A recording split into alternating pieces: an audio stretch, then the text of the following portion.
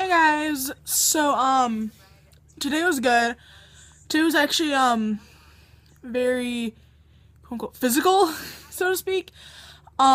Which is probably a very weird way to put it, but we were doing a lot. Um, okay, so today during first period, what we had that quiz over spinal immobilization of a seated patient, which I thought was really easy. I was actually the first one to get it done. It was only 12 questions, and I was just going over it in my head, and there was only one that I ever actually got stuck on, and that I actually got, probably within the first 30 seconds I had the quiz, just because it's like, okay, okay, this is the one, write it down, and then go through it. Um, Sorry for my hair, it's kind of weird, but, yeah. Anyway, so other than that, we were working on spinal immobilization of a supine patient in the lab, and while doing that, we put them on the cot, and then one by one, we put the cot, like one person at a time, we put that cot in the ambulance again and again and again and again and again, and we did it 12 times, because Anne did it once and Miss Miller did it once, and then there's 10 students that did it. What we did is one person would be at the foot, that'd be the main person controlling it, because the foot has the controls. And they would lift and pull the lever to let the trucks loose. And the trucks are like the wheels, the underside of the cot, the part that like can get higher and lower.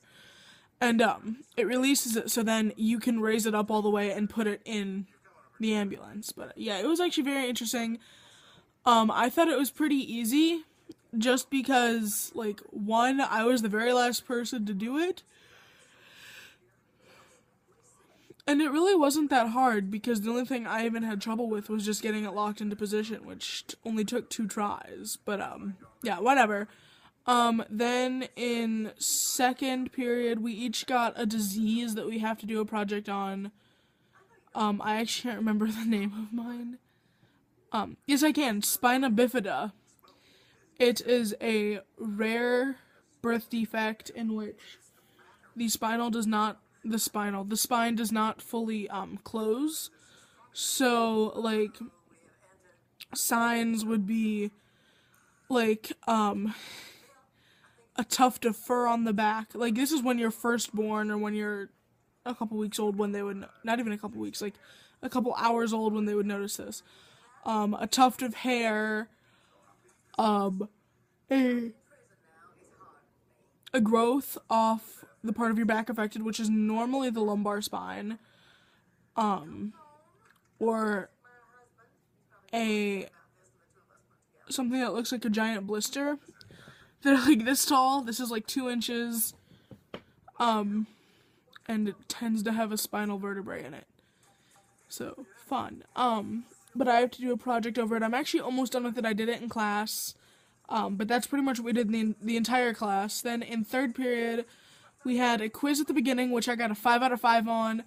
And then we did a worksheet, which wasn't that bad. It was just a matter of actually understanding how to do it, because it is probability and statistics. However, it's a new formula. So, this one specifically wasn't too bad. So far this is the hardest thing that I think we've done, but there are several other people in my class that do know how to do this one specifically, just because it has more math involved. Like, Emma knows how to do this really well, but she can't do, like, a normal prob and stats question very easily. It doesn't really make sense to her. Whereas with me, prob and stats comes across very easy, just because a lot of it's just like, okay, if you have a nickel that landed on heads, what is the probability that a penny will land on heads as well? Well, one, there's only 2 sides, heads and tails, so that there's only a 50% chance. And no matter what the situation is, there's only a 50% chance. Just because you can only land on one or the other. Obviously. But, like, those are the questions. But, yeah, so then we had lunch, and then after lunch we had another quiz, which I got a 4 out of 5 on, and I got really pissed at myself because I was 0.5 away from getting the correct answer, because the correct answer was 22,023.5, and I got 22,024. I was so pissed, because if you put in ln parentheses 22,024 minus 3, it's equal to 10.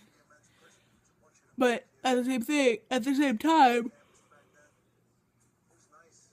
if you put e to the power of 10 and then minus 3, that's also equal to 22,023 and a half. So I was really sad that I missed that. But it's still a 4 out of 5, which is really good, especially considering yesterday I think I got a 0 out of 5. But they're so minor, it's not like a 0 is going to like completely go get you from like a B to an F.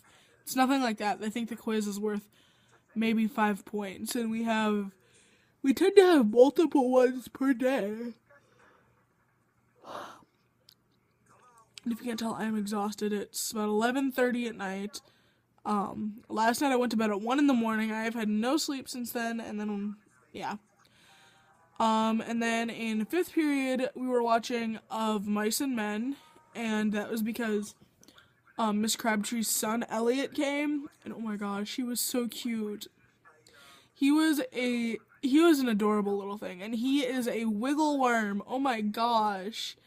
Like, he has this disease where he can't, move his bones, like, he can't move his hands like this, because, like, his fingers would break.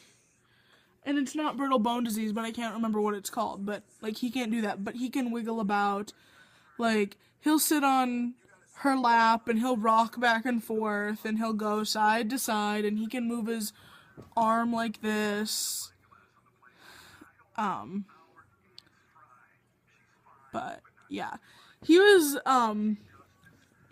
He moves very well for having that, because I was talking to her about it a couple times. She says, yeah, he can't, like, normally he's in a wheelchair, like, he can't move his leg a certain extent without it hurting him. But, like, he can sit on the floor and play with toys and be just fine. Obviously, he can't play with toys like a normal 2-year-old would play with, because he can't crawl around and explore. However, he can sit there and play with a ball or go through flashcards, because I asked her, like, just because he can't play with toys, like, what does he do? And she says, oh my god, he is a very smart child. Because they had his, like, intelligence tested, and he's 2. He's reading at the level of a 1st grader. He can count over 1,000. He's just, like, over 100, sorry. He can count to, like, 100, I think she said, like, 150 something, or something along those lines. Like, he can count really high. He knows his entire alphabet. He can spell his name. He can spell her name. He can, like, the thing is, he's a very intelligent 2-year-old, even though he has this disease, and, yeah. Anyway, then, after school, I brought Emma home, and then I changed at her house and went to track practice, and we were supposed to just be lifting weights today. However, that didn't end up being what happened. We actually just ended up throwing a shot, me and this other girl. Jasmine, I think is her name. She's a freshman. Yeah. We threw for like an hour, and then I came home, and, I think after like probably an hour after I got home, Emma texted me and she said, oh my god, Grandpa and I were right next to you and waiting at the light by Jets. And I said, really? I didn't even notice you. And she said, yeah, I honked and Grandpa offered to spit at you. I'm just thinking, thanks. And my window was up and stuff, so it's not like it would have hit me, but if anything, it may have hit my car, but whatever. Then, yeah. I got this really, cool thing in the mail. It's, from George Mason University, and they want me to go to it's like a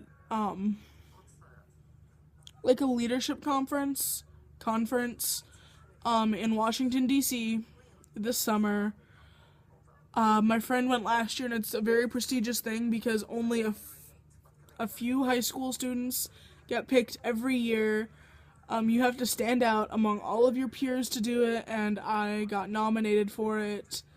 And I've been talking to Mom, and she's gonna look it up to make sure it's legit. Like, my friend Carly went last year. She said it was great. It's like the National Youth Leadership Conference. I think that's NYLC. I think that's what it is. Like the National Youth Leadership Conference, and then it's for whatever field. This one was like national security. Yeah. But yeah, it actually seems very interesting. She went last year and she said it was a very good, very not entertaining, very educational. She learned a lot, and they did a lot of stuff. I mean, it is a bit pricey, however, that's also, I'm pretty sure, paying for hotel, possibly, like, I'm pretty sure it's paying for hotel, otherwise, yeah, like, hotel, or housing. And it's 6 days long, and it's just, like, I'm pretty sure it's room and board, as well as registration fees, among other things, and, yeah.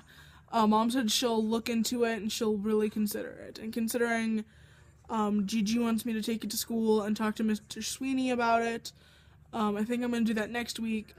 And then I have an entire church I can ask to help me. And they would, because I'm pretty much everyone in the church's grandkid. I mean, they paid for me to go to camp 8 times, which totaled over $1,000. I mean, even if they don't pay for the majority of it, or even if they don't pay for all of it, more than likely they'll pay more than $1,000 for it, which leaves us less than $1,500 to pay, because it's almost $2,300. It's like $2,295, depending upon where you live and which session you go to, because there's 3 sessions. But yeah. Anyway, so that's pretty much what I did. I had no homework tonight, which was really nice. And yeah. Anyway, I guess I will just talk to you guys later. Bye.